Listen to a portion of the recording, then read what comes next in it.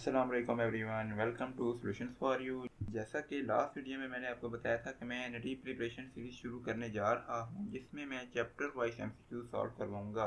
तो ये video NET preparation series का लेक्चर 1 है, जिसमें मैं फर्स्ट ईयर की मैथमेटिक्स के चैप्टर 1 नंबर सिस्टम से रिलेटेड एमसीक्यू सॉल्व करवा रहा हूँ। एमसीक्यू शुरू करते हैं। क्वेश्चन करते हैं, मॉडुलस ऑफ आयोटा इज, किसी भी कॉम्प्लेक्स नंबर का जो मॉडुलस होता है उसका फार्मूला है mod z equal to x का स्क्वायर प्लस वाई का स्क्वायर, जिसमें जो x है वो हमारे पास real part of the complex number और जो y है वो है imaginary part of the complex number. अब क्योंकि यहाँ पे हमें सिर्फ मॉडुलस ऑफ आयोटा दिया गया है, मतलब कि सिर्फ आयोटा का मॉडुलस निकालना है, जो कि एक कॉम्प्लेक्स नंबर में सिर्फ इसका इमेजिनरी पार्ट है, इसके साथ कोई इसका रियल पार्ट नहीं गिवन। तो इसका जो हमारे पास x होगा वो होगा हमारे पास 0, और जो y होगा वो होगा, क्योंकि आयोटा है तो उसके साथ जो इमेजिनरी नंबर है वो 1 है, तो y हो जाएगा हमारे पास 1।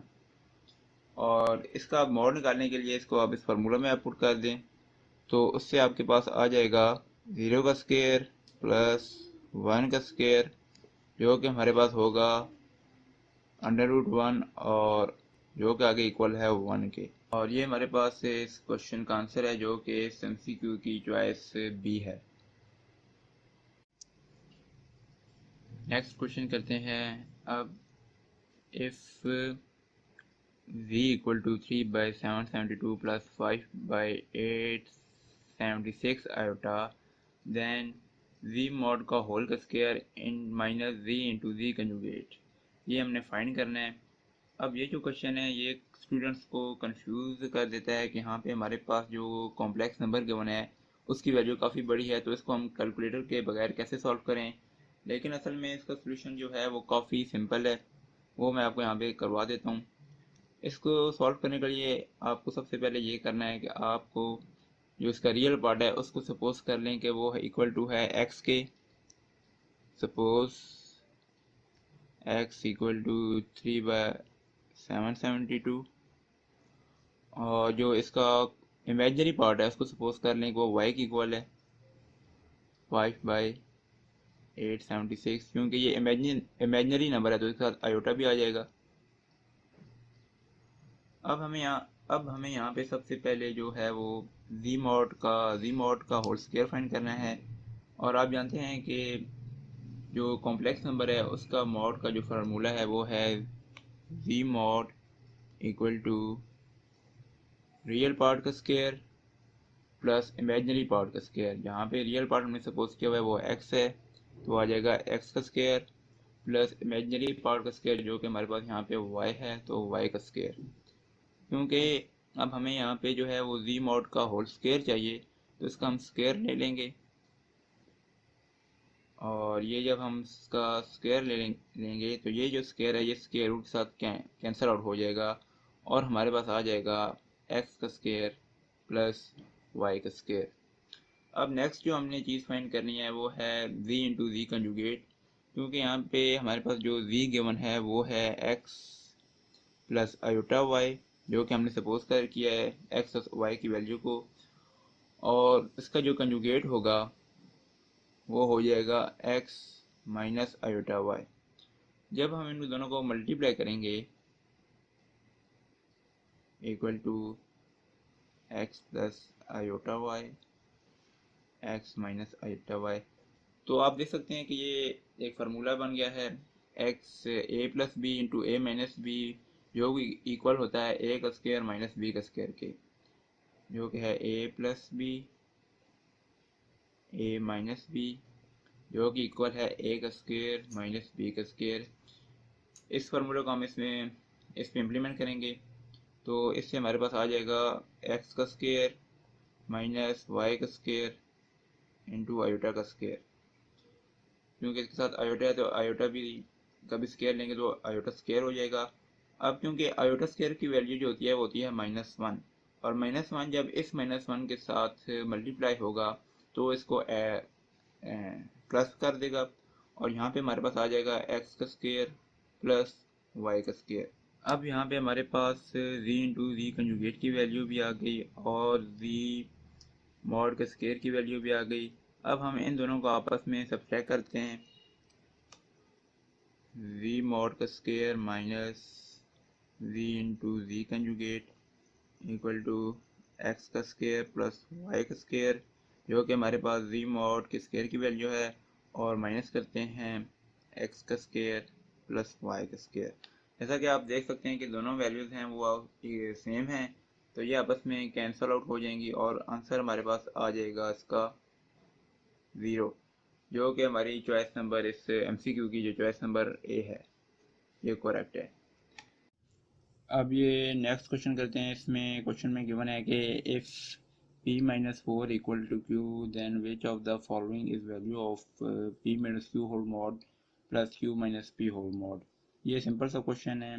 इसमें बस हमने p minus q की वैल्यू निकालनी है और फिर q minus p की वैल्यू निकालनी है और उनका मॉड के साथ उनको ऐड करेंगे तो उससे हमारे पास आंसर आ जाएगा।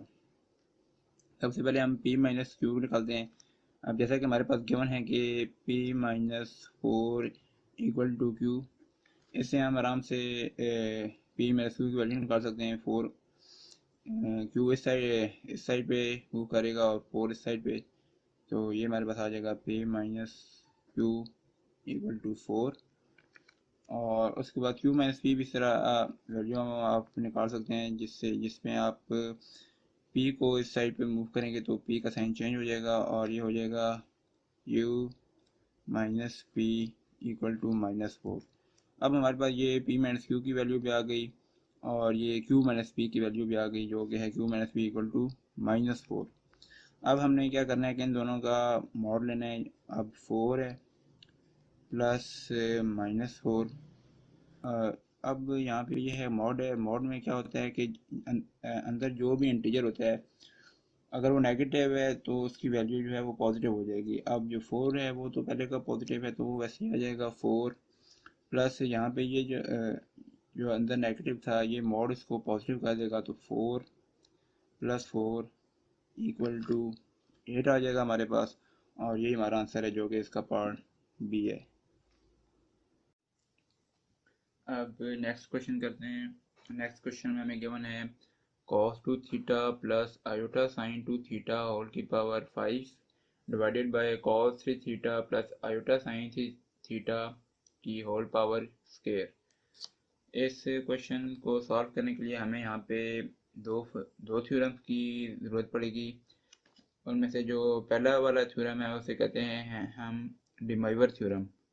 डिमाइवर थ्योरम क्या कहता है? डिमाइवर थ्योरम कहता है कि cos theta plus iota sine theta की power n equals to cos n theta plus iota sine n theta. ये है डिमाइवर थ्योरम। और एक और फार्मूला है जो हम इसमें यूज़ करेंगे और उस फार्मूले का नाम है आइलर फार्मूला। आइलर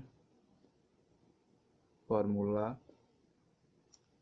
जो कहता है कि cos theta plus iota sine theta equal to exponential raise to the power iota theta.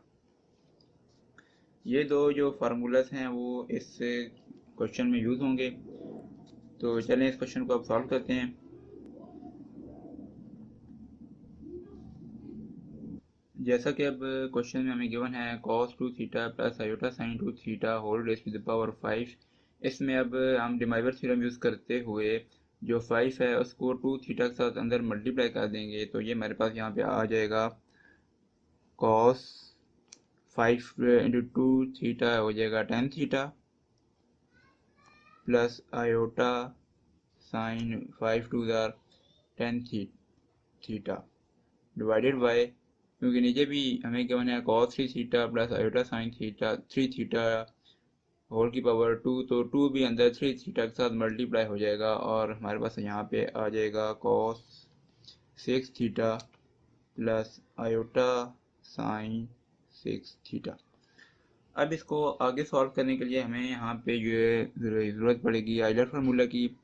Euler formula क्या कहता है कि cos theta plus iota sine theta is equal to e raise to the power iota theta. अब यहाँ पे हमारे पास है cos ten theta plus iota sine ten theta. इसको अब आइलर फार्मूला के जरिए हम एक्सपोनेंशियल फॉर्म में कन्वर्ट कर देंगे, जिससे हमारे पास आ जाएगा ई, क्योंकि यहाँ पे थीटा की जगह टेन थीटा है तो यहाँ पे आ जाएगा हमारे पास आयोटा टेन थीटा, और नीचे आ जाएगा e raise to the power iota six theta ऐसा, तो यहाँ पे आ जाएगा सिक्स थीटा।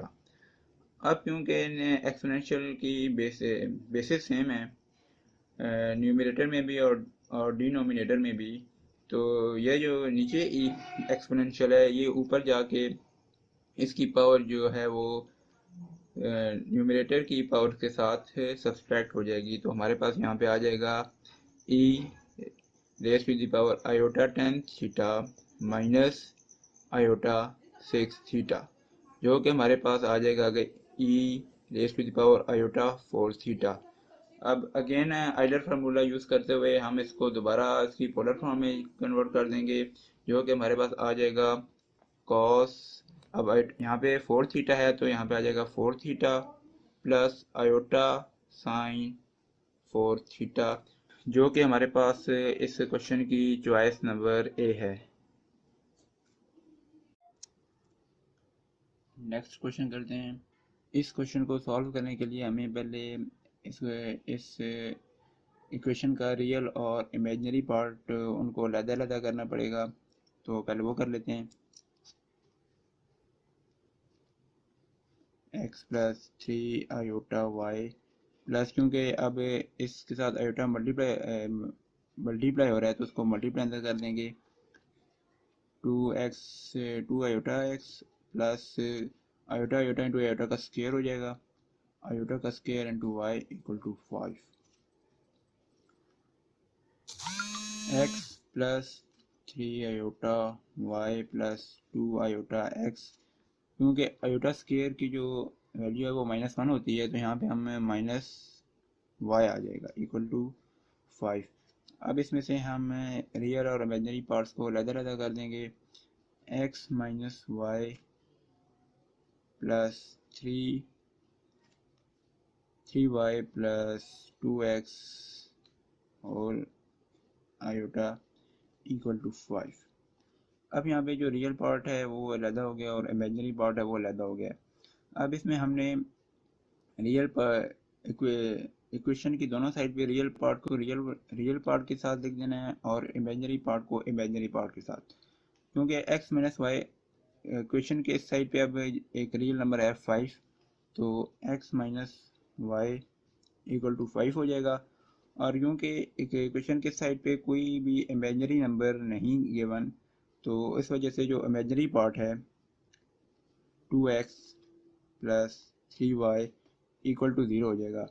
अब ये देखिए हमारे पास दो इक्वेशंस आ गई हैं, इनको सॉल्व करने के बाद हमारे पास एक्स और वाई की वैल्यू आ जाएगी।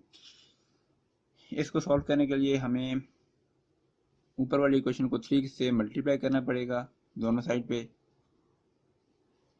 जो कि हमारे पास आ जाएगा three x minus three y equal to fifteen. अब ये जो दो इक्वेशंस हैं इनको जब हम ऐड करेंगे आपस में तो थ्री वाई ख़त्म हो जाएगा और हमारे पास यहाँ पे आ जाएगा five x equal to fifteen, x equal to three, x की वैल्यू हमारे पास थ्री आ गई। अब इस एक्स की वैल्यू को हम इन दोनों इक्वेशंस में से किसी एक में भी पुट करके वाई की वैल्यू निकाल सकते हैं।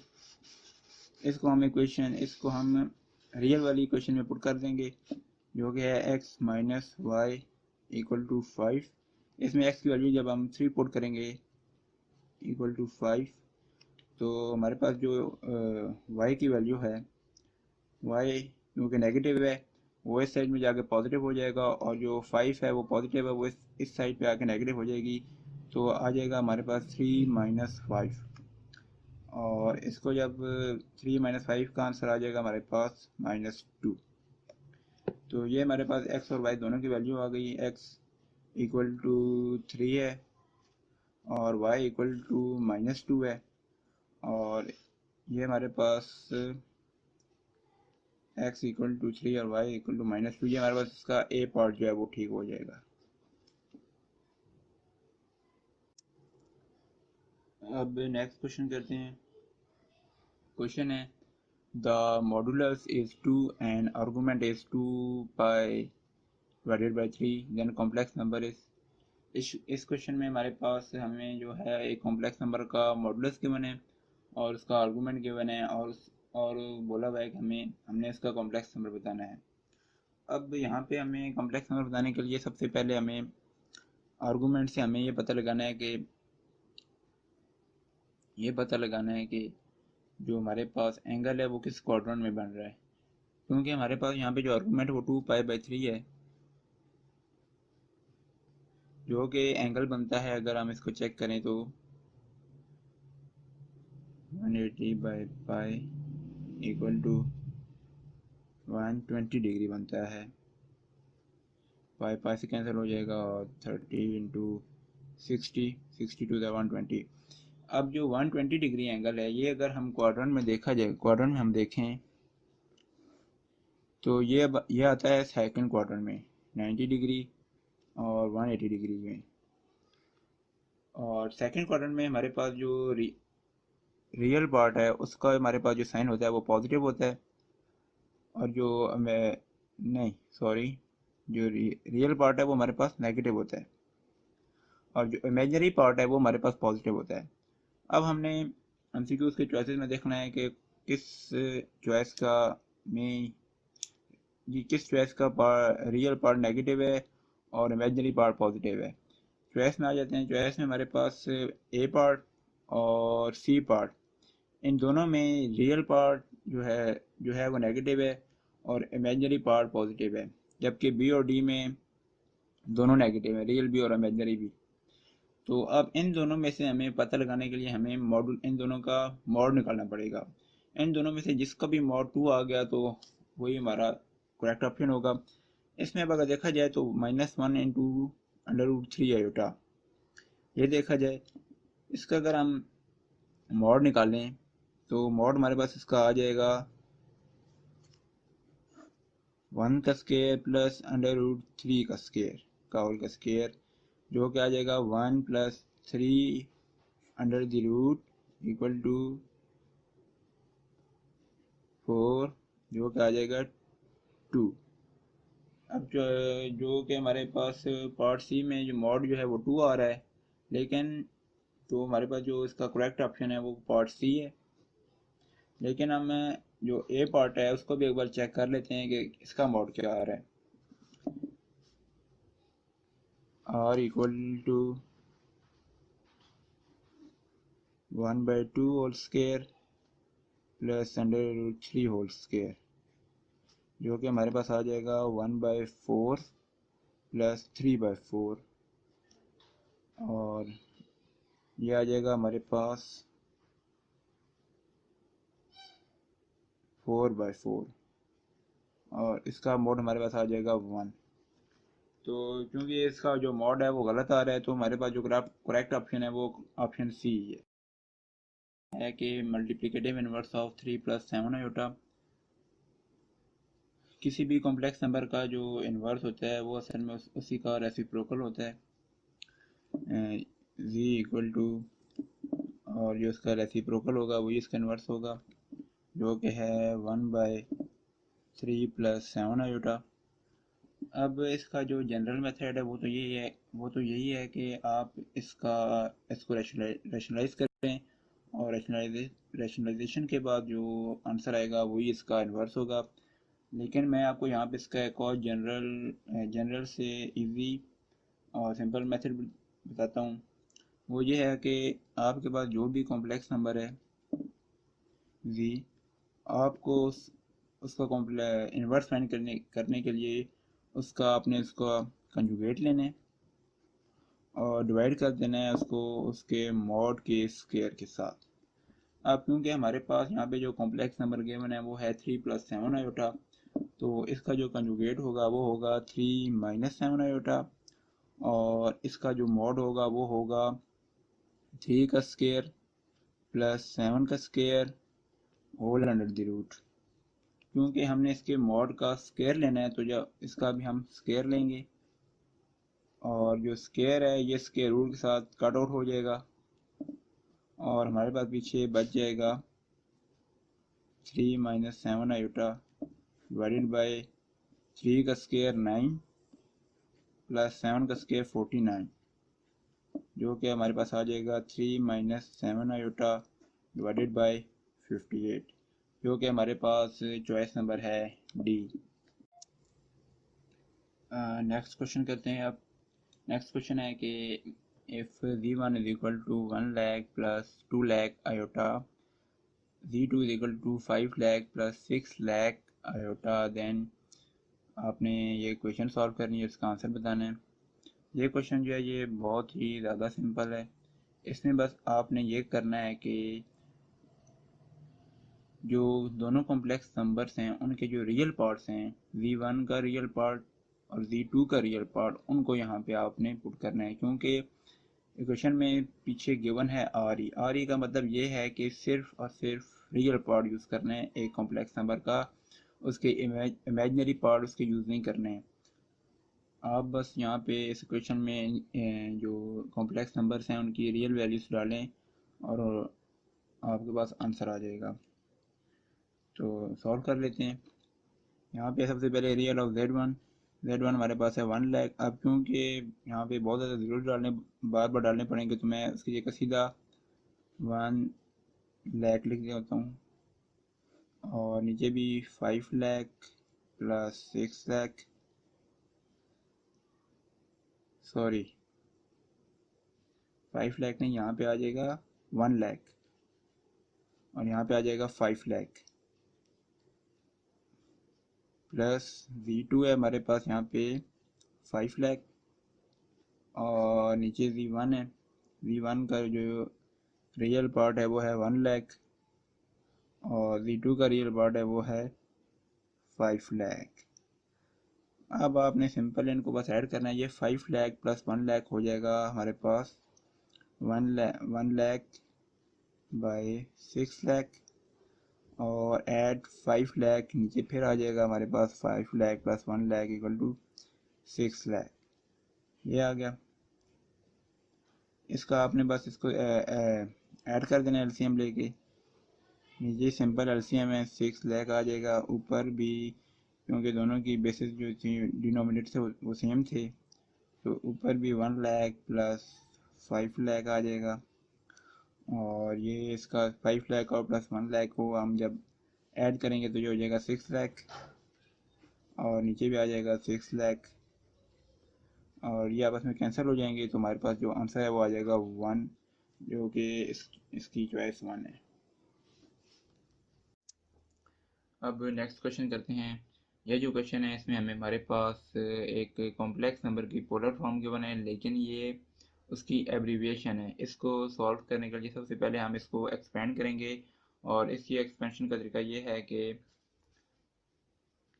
सी I S theta equal to cos theta plus iota sine theta, जो कि ये है कि सी कॉस को रिप्रेजेंट करता है, आई आयोटा को, और एस साइन को, और जो थीटा है वो इसके एंगल को। अब ये क्वेश्चन यूज़ करते हुए हम इस क्वेश्चन को एक्सपेंड करेंगे, और ये एक्सपेंड करने के बाद ये हो जाएगा cos 40 degree plus iota sine 40 degree into cos minus 110 degree plus iota sine minus 110 degree whole divided by cos minus 80 degree plus iota sine minus 80 degree into cos 10 degree plus iota sine 10 degree. अब ये इसकी जो है fully expanded form है complex number की। अब आप इधर देख सकते हैं कि जो कॉस 110 है उसके साथ माइनस है, लेकिन कॉस क्योंकि एक इवन फंक्शन है तो जो माइनस है वो इसकी फंक्शनैलिटी पे अफेक्ट नहीं करता, और ये माइनस कैंसिल आउट हो जाएगा। लेकिन साइन जो है उसकी फंक्शनैलिटी पे जो माइनस होता है वो उसकी फंक्शनैलिटी पे इफेक्ट करता है, जिस वजह से ये जो माइनस साइन है ये शिफ्ट होकर बाहर आ जाएगा। इसी तरह 80 डिग्री के साथ भी माइनस है, जो कि कॉस के साथ वाला कैंसिल हो जाएगा और साइन वाला जो है वो बाहर शिफ्ट हो जाएगा। इसको शिफ्ट करने के बाद ये हो जाएगा cos 40 degree plus iota sine 40 degree cos 110 degree minus iota sin 110 degree cos 80 degree plus iota sin 80 degree into cos 10 degree plus iota sin 10 degree। अब यहाँ पे इसको नेक्स्ट सॉल्व करने के लिए हमें ये ज़रूरत होगा आइलर फार्मूला। आइलर फार्मूला क्या है वो हमने एक प्रीवियस क्वेश्चन में भी उसको इम्प्लीमेंट किया था। यहाँ पे मैं आपको दोबारा बता देता हूँ। आइलर फार्मूला क्या कहता है, आइलर फार्मूला कहता है कि cos theta plus iota sine theta equal to exponential raise to power iota theta, और if cos theta minus iota sin theta then exponential raised to the power minus iota theta। अगर cos और sin की तरफ minus होगा तो जो इसकी power होगी उसके साथ भी माइनस आ जाएगा। इसी तरह अब इसको आइलर फार्मूला के लिए इसको आप एक्सपोनेंशियल फॉर्म में कन्वर्ट कर देंगे, जो कि एक्सपोनेंशियल फॉर्म हमारे पास आ जाएगी e raised to the power iota 40 dot e raised to the power minus 110 iota divided by e raised to the power minus 80 iota dot into e raised to the power 10 iota। अब क्योंकि इसमें सब parameters की जो basis हैं वो same हैं, तो इनकी जो पावर्स हैं वो आपस में ऐड और सब्सट्रैक्ट हो सकती हैं। तो इसको आगे हम इनकी पावर्स को ऐड और सब्सट्रैक्ट करेंगे। e raised to the power 40 iota, और क्योंकि 110 के साथ माइनस है तो इसके साथ माइनस हो जाएगी, minus 110 iota divided by e raise to power minus 80 iota, और जो 10 की पावर है वो पॉजिटिव है तो इसके साथ ऐड हो जाएगी 10 आयोटा, जो कि जिसका रिजल्ट आएगा 110 में से 40 माइनस करने को दिया आ जाएगा हमारे पास e raise to the power minus 70 iota divided by e raise to the power minus 70 iota. अब क्योंकि डिनोमिनेटर और न्यूमरेटर में जो वैल्यूज़ हैं वो सेम आ गई हैं तो ये आपस में कैंसिल आउट हो जाएंगी, और हमारे पास जो आंसर आएगा वो 1 होगा, जो कि इस MCQ का। अगर आपको ये वीडियो पसंद आए तो इसको लाइक करें, और अगर आप ये वीडियो पहली बार देख रहे हैं तो इस चैनल को सब्सक्राइब करें और अपने दोस्तों को भी बताएं ताकि वो भी इससे फ़ायदा उठा सकें। अगर आपको इस चैप्टर में से कोई भी क्वेश्चन है या कोई MCQ का सोल्यूशन आपको समझ नहीं आया तो वो आप मुझसे कमेंट्स में पूछ सकते हैं, या डिस्क्रिप्शन में मैंने अपने फेसबुक पेज का लिंक भी दिया हुआ है, आप मुझे वहाँ पर भी इनबॉक्स कर सकते हैं। और कमेंट्स में मुझे ये भी ज़रूर बताइएगा कि आपको ये वीडियो कैसी लगी।